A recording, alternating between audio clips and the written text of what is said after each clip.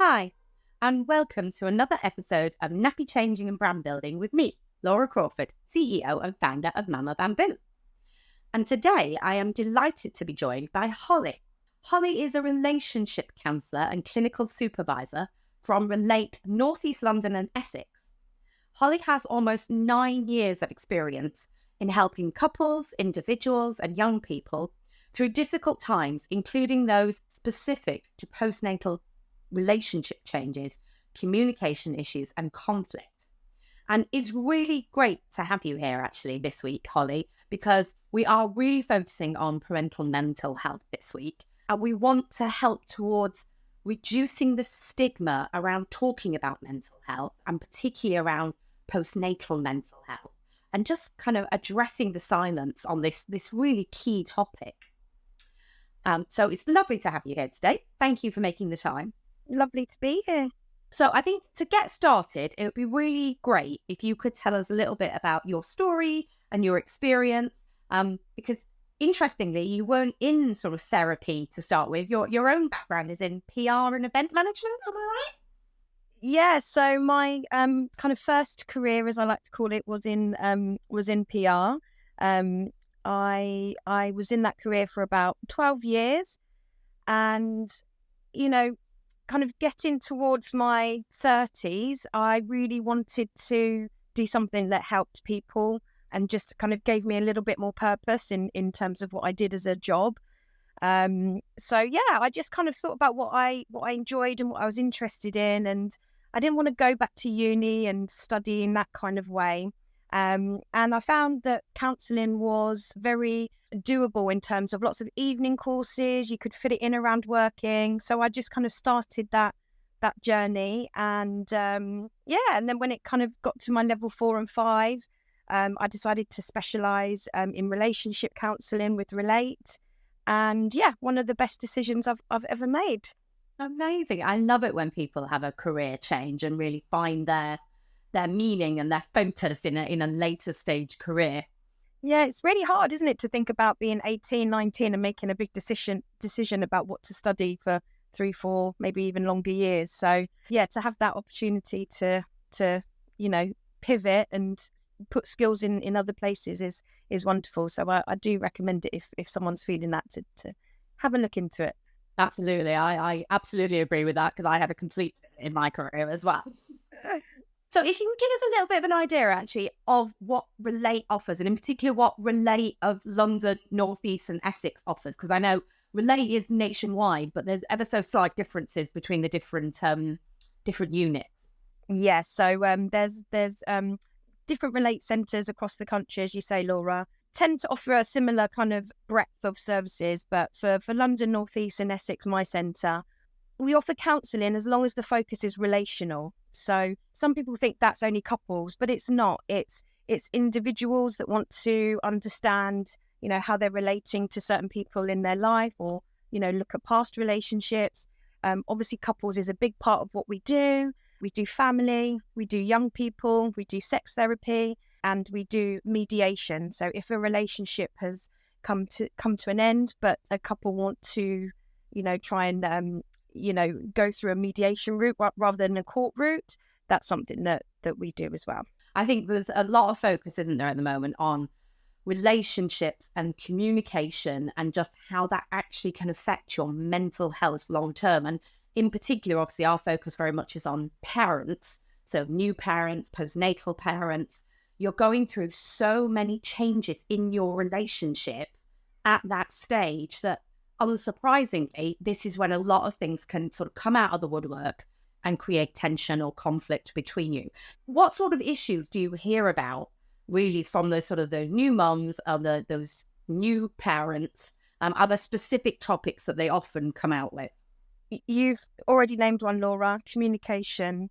That every single couple or client that we see, communication is always at the heart of what's going on, and people are trying to figure it out, trying to try different ways, but they feel like they're in this cycle where it's just going round and round and nothing's really changing, nothing's feeling like it's being heard, or not being able to articulate what they really mean. And that's when we tend to kind of have couples say, actually, we need we need a bit of help here, because it's, it's draining, it's frustrating, and we can't do everything always on our own, and that's okay. So yeah, communication is always there. And like you say, having a child is a huge life moment, life change, and it affects people in different ways. There's so many things that it changes.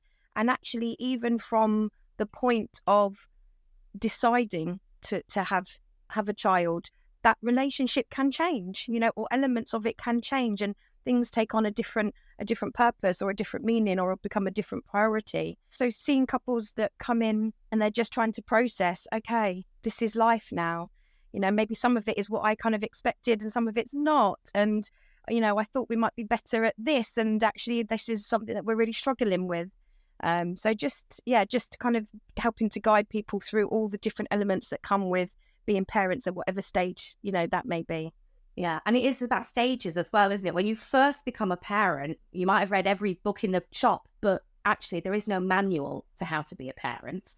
And if there is a manual, the baby hasn't read it. So you're definitely not on the same page. But actually you may come at parenting from very different standpoints of your own experiences. And therefore your values and your views are quite different. And certainly in my own case, I don't think we ever sat down and had a conversation about how we were going to parent at that point of having that conversation of we want to be parents, but we didn't talk about how and what type of parents. And that, I think, it often comes out in those early stages when you're making those decisions that you realise you're not on the same page.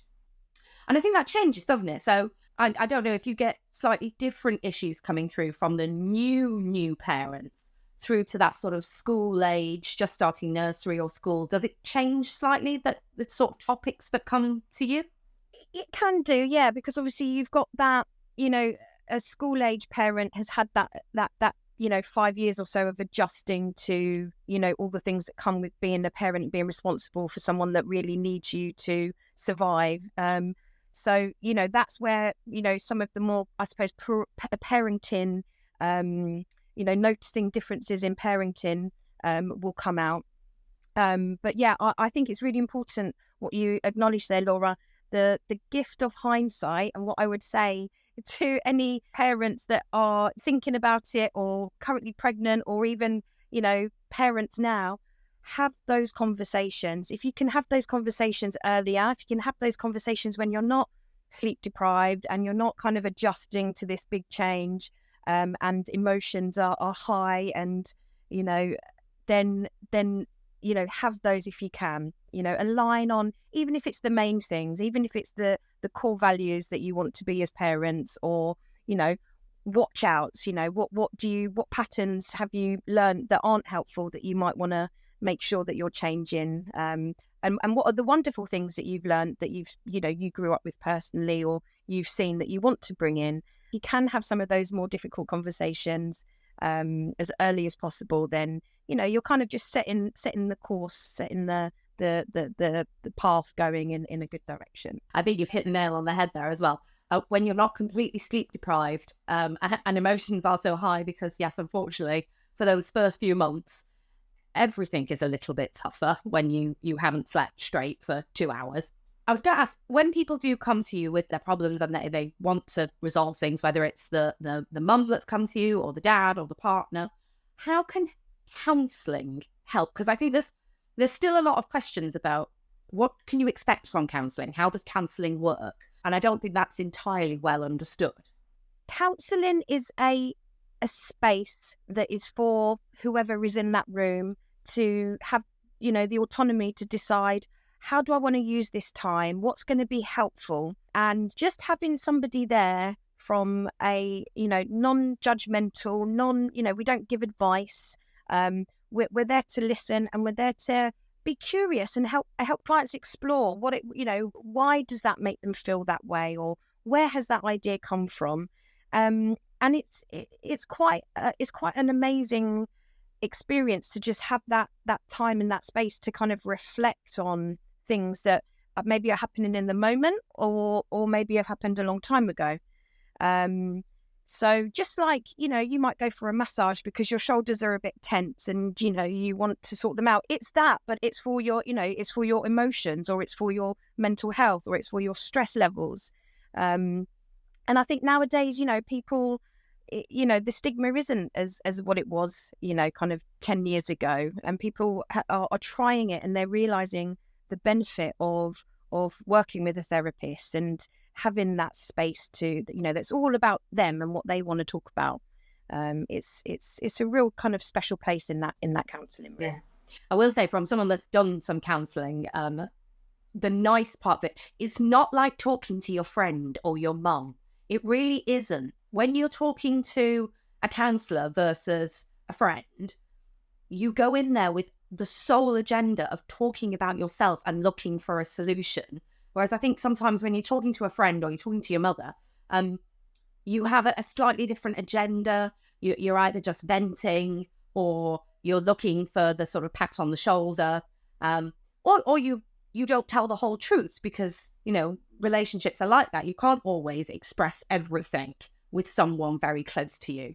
I think what I'd really like to do, if it's okay with you, we did ask our clients to send some questions in, some situations that they're in at the moment, to see what your kind of, as you said, you don't give advice, but what your opinion is of some of these situations. And I will say, when I read through them, I did kind of nod my head as I was reading them, going, yep, that sounds familiar. Yeah.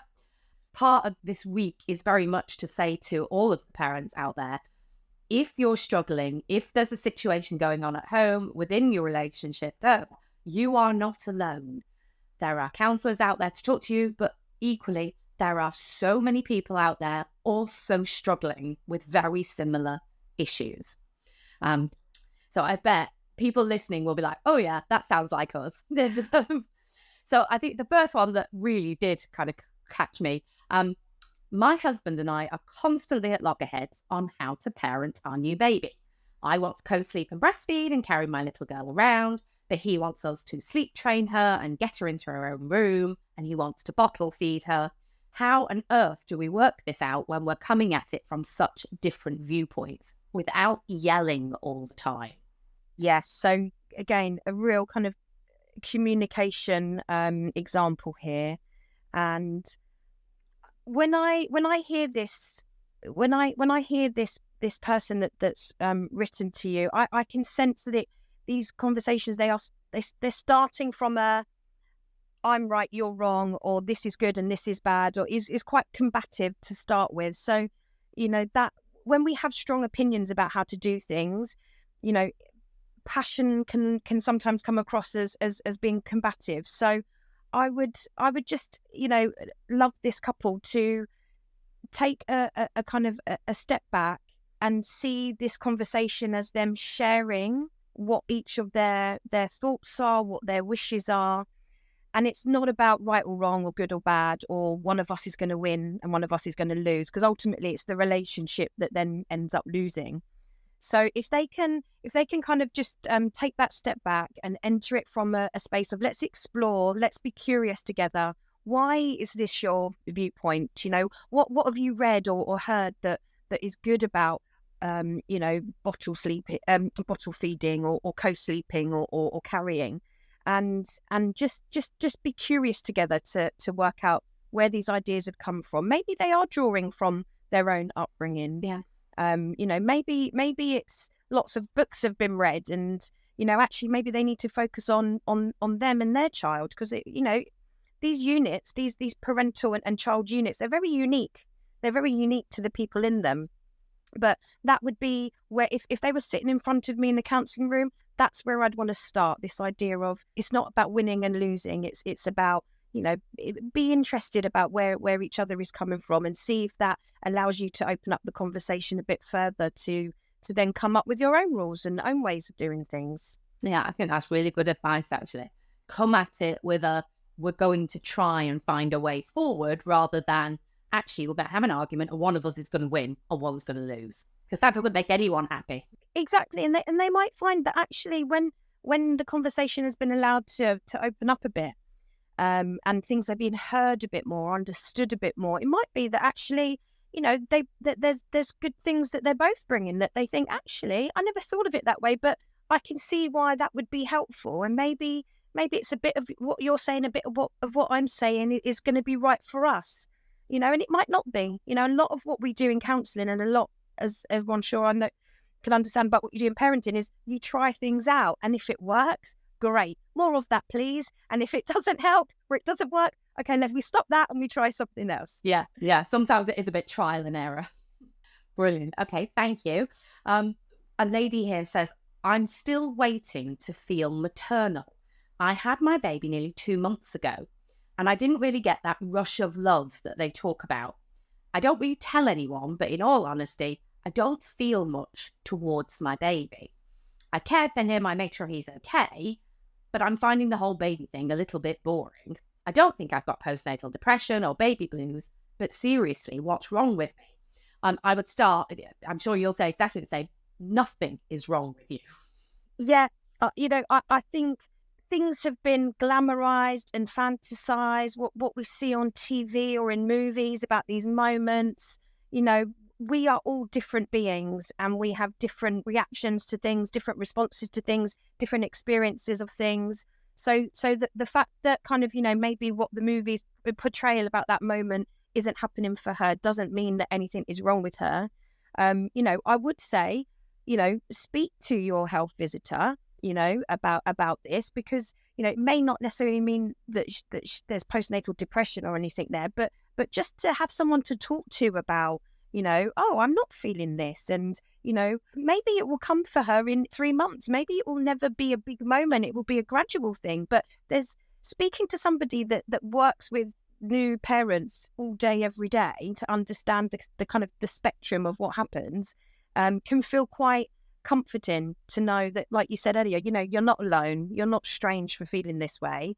And just to have someone to talk to, and to, maybe it is about getting some things, checked out. Hormones, obviously, it's a long process after having a child. But yeah, don't feel bad about feeling this way. This is where you're at. Some people do find the newborn stage very boring. We don't know what this lady did before children, or the circumstances around having children. So if there's a sense of boredom there, can she go and do some things that she enjoys, maybe tapping back into kind of the old you, or the thing, the pre-baby you, the things that she enjoyed to do. Sometimes we have to fill up our own cup first, and then it can have some, really powerful effects on those around us. Yeah, absolutely. And I think there are probably more people that don't have that full-on rush of immediate love, and they're totally in love with the newborn state. There's an awful lot out there who find it a little bit boring, it's just quite tiring, or it's a bit overwhelming, to be honest, because it is so different. But equally, I think your advice of, go and talk to people and do some things for yourself. Make sure you're happy. They always say happy mum, happy baby. Make sure that actually you're doing something that does feel good for you, so that you're not sort of, I'm assuming, maybe sitting at home bored with a newborn.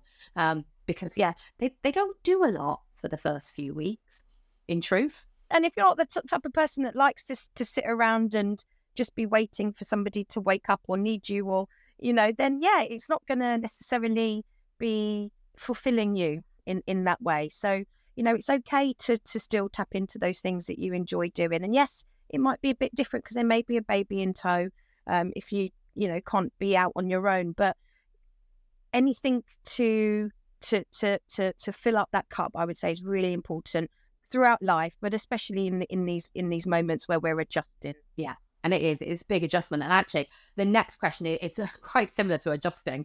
The next question we've got is around basically that the status of a person moving from kind of full-time working person to mum and potentially housewife, right person. She's saying, since the babies were born, I'm now doing all the housework and the laundry, and I'm home all the time, and it's making me really angry and resentful. I'm finding this new status really difficult. How do I change the dynamics in our relationship so that I can control a little bit more of my status and my life? This is something that I do hear a lot.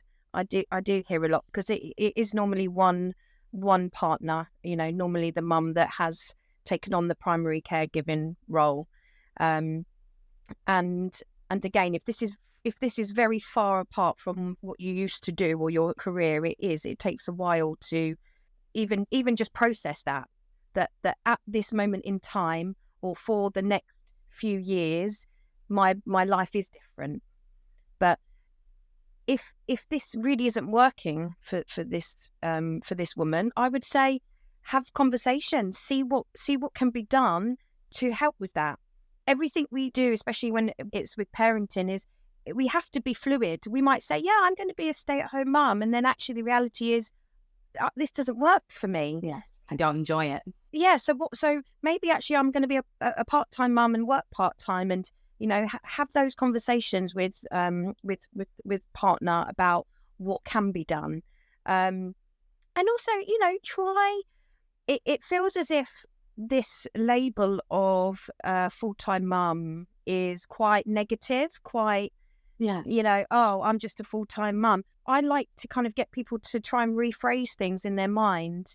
You're raising the next generation. Without this next generation, we wouldn't be going on to do big things that are going to be coming up in the future, or even, keep our country working and supported. So, maybe sometimes it's rephrasing things or using different words. Words are really powerful, especially the words that we tell ourselves in private, in our heads, inside. They're really powerful.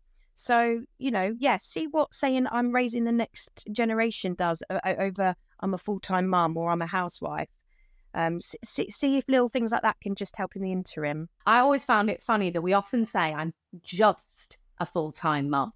I'm like, there's no just about it. If you were paying somebody else to do the things that you do, you'd be paying a full-time nanny. You'd be paying an extra person to do the overnight shifts and the weekend shifts. You'd also be probably the family's PA, and they're going to claim a wage as well. And you're probably doing some of the housework, so you're paying cleaner. I once worked it out for my husband and told him he owed me £200,000 a year. He did not think that was funny. But that's actually the value of the work that you're doing.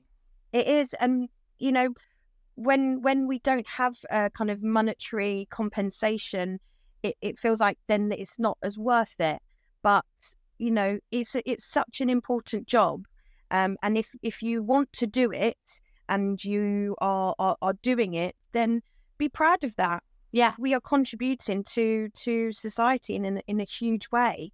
But if actually you're in this situation and it's not quite working for you, and it's not, then that's okay as well. There's no right or wrong way of doing these things. So I would say really connect with what is going on inside. Sounds like there's something's missing. There's some loss of some maybe identity or purpose that's outside of the family, and see what can be done to get a little bit of that, or even just acknowledging that and understanding, yeah, I am sad that I'm not working for the next 5 years, but I will get there. I will get there back. Yeah.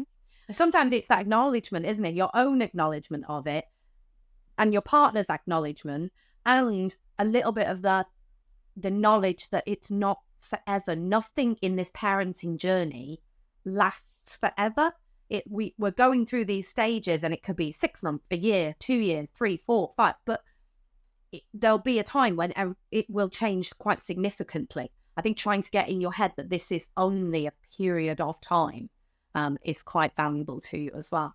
And then the other side of this coin is those that are stay-at-home mums. And one of the questions we've got here is about the guilt of the working mother. It does feel like you're going to be guilty no matter what you choose in this world. You're either guilty from choosing to be a stay-at-home mum and not earning money for the family, or you feel guilty for going to work and putting your children with nursery or childminders. This lady's basically just saying that she feels an immense amount of mum guilt because she's gone back to work. And how does she process that? One thing, again, is kind of down that route of thinking about things a bit differently. She's going to work, which is then going to be having positive effects on the child and the life. Yeah, she's providing for the child by making this choice. So seeing that whatever we do is somehow having an impact on our child, and looking for the good in that, can again just give it that slight different way of thinking about it that we may not have thought about before. It's the world we live in now. This is what most people do, and that's okay. If there's a bit of sadness there that she doesn't want to go back to work, but is having to, then yeah, that's hard. Acknowledging that, seeing what can be done. Okay, maybe we want to go back to work 5 days, but we don't feel that's possible, or maybe we want to be at home full time and that's not possible. But what is? Sometimes we focus a lot on the what isn't working, what isn't right, and that's valuable because it helps us focus and to understand. But what is possible? What is going right? You're working full time, but actually your weekends feel very connected with your child. Feel very, very special. You're really filling each other's cups in those times that you do have. So look at the what isn't going right, but make sure you're also looking at the what is going right or what is possible. Yeah, and recognising that it's not always all or nothing, is it? You could be full-time work, as you're saying, but then your evenings and your weekends are really good quality time. Or you're part-time working or working from home sometimes. And it's being sort of a little bit more structured and saying, well, actually, certain days I will be working and you'll be in nursery, and other days I'm going to focus entirely on you. It doesn't always have to be this kind of black and white situation that I think where the media and social media often lends to the conversation. I think a final point just before we go, to anyone that is struggling a little bit with their mental health, their relationships, just tell people again where they can come to get help. What's your website, Holly? Our Relate website is relate.org.uk. There's loads of really helpful advice on the website, and you can also search for your local centre via your postcode. So yeah, there's lots of support out there. So if you're within the health visitor, speak to them about how you're feeling. There may be local services they can refer you to. If anyone wants to read anything, this is a Relate book called Baby Shock, which goes through all the different changes that can happen from deciding to have a baby onwards. It's about 20 years old now, but the basic stuff in here is really rich and really valuable and still relevant today. So yeah, just you're not alone. It's a really interesting time when you become a parent. So yeah, get as much support as you can. Brilliant. Thank you very much. And yes, I think I might actually read that Baby Shock myself. Although I'm not in the baby world anymore, it might explain some of my past. Thank you very much, Holly. And for everyone again, the website is relate.org.uk. So if you've got any questions, go on and have a look around.